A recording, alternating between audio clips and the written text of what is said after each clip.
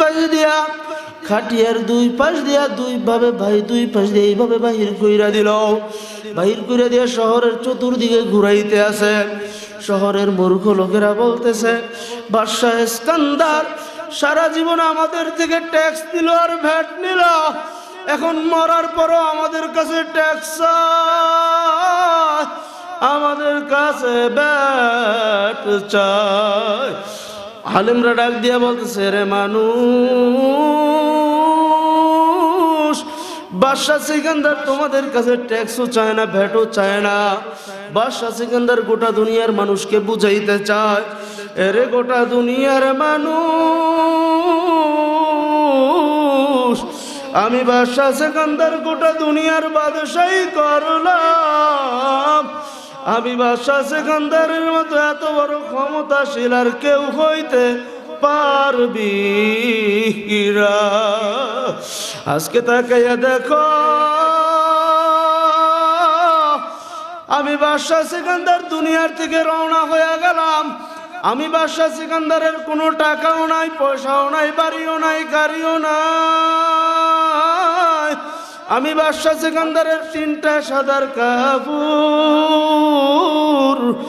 এছাড়া আমার সঙ্গের সাথী আর কিছুই নাই।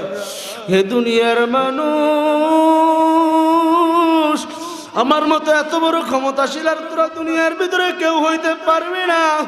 আজকে তাকায়া দেখ, আমি বাদশাহ সিকান্দার দুনিয়ার থেকে বিদায় হয়ে যাইতেছি, আমার সঙ্গে কিছু নাই, 3টা শুধু সাদা কাপড়। এই জন্য আমার বাজানদের বলবো, বাজান 3টা কাপড় ছাড়া কিছু থাকবে না। এমন একটা দিন তোমার আমার আসবে, তুমি আজকে যতই টাকার গরম থাকুক না, যতই বড় মেয়ে হও না কেন, এমন একটা ঘটনা কিন্তু ঘটবে, তুমি এই ঘটনা ঠেকাইতে পারবা না। মসজিদের মাইক থেকে ঘোষণা দিয়া দিবে, বাড়িওয়ালা নাই রে বাড়ি, নাই রে দুনিয়াতে। 3টা প্যাচ দিয়ে তোমাকে শোয়া ফলাইবে। কেউ যাইবে বড়ই পাতা আনার জন্য, কেউ যাইবে কবর খনন করার জন্য। তুমি সব কিছু দেখতে আসো, তোমার বন্ধু বান্ধব তোমাকে দুনিয়ার থেকে বিদায় দেওয়ার জন্য। কেউ দৌড়াইতেছে কবর খন্দা গুণার লয়ে কবর করার জন্য। ছেলে সন্তানগুলো তোমার পাশে এসে বসে গেল, কানতে আছে বাবা, মেয়েগুলা কানতে আছে বাবা, জবাব তো আর দিবা। 3টা ব্যাস দিয়া ফেলায় রাখছে, মাজার মধ্যে একটা পান মারিয়া ফেলাইছে, মাথার মধ্যে একটা পান মারিয়া ফেলাইছে, পায়ের মধ্যে একটা পান মারিয়া ফেলাইছে।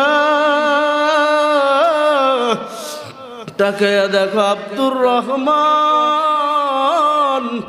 এখন তোমাকে কেমন দেখা যায়?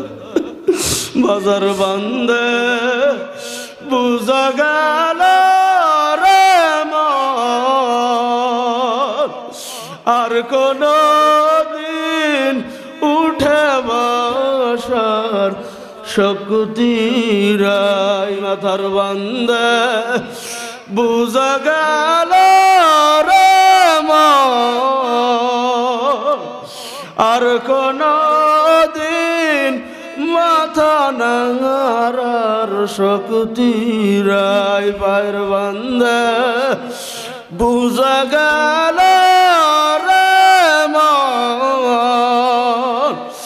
আর কোন দিন হেঁটে চলার শক্তি রাই। তোমার ক্ষমতার জায়গায় রয়ে গেল, বাড়ির জায়গায় বাড়ি রয়ে গেল। সেনে সন্তানও তোমাকে ভুলে গেছে, তোমাকে দুনিয়ার থেকে চিরবিদায় দিয়া দিল। কোন সন্তানের পাগল হইছ, এই সন্তান তোমাকে পর কইরা দিবে বাবা।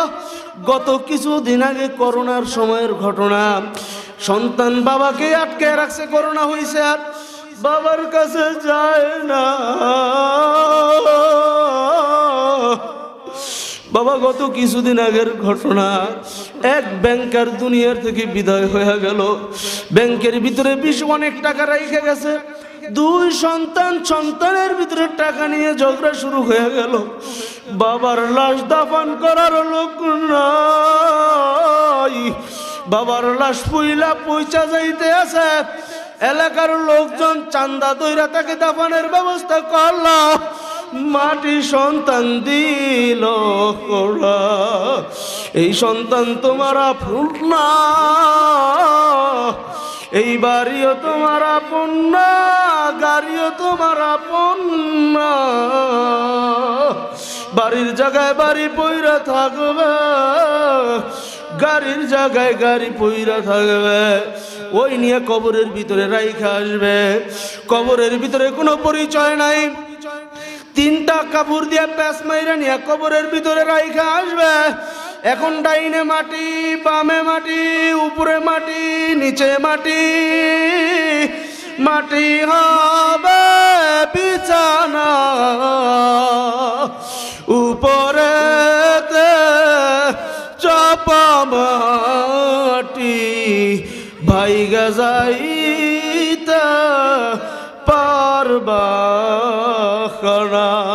ওরে আমার মাওলারে,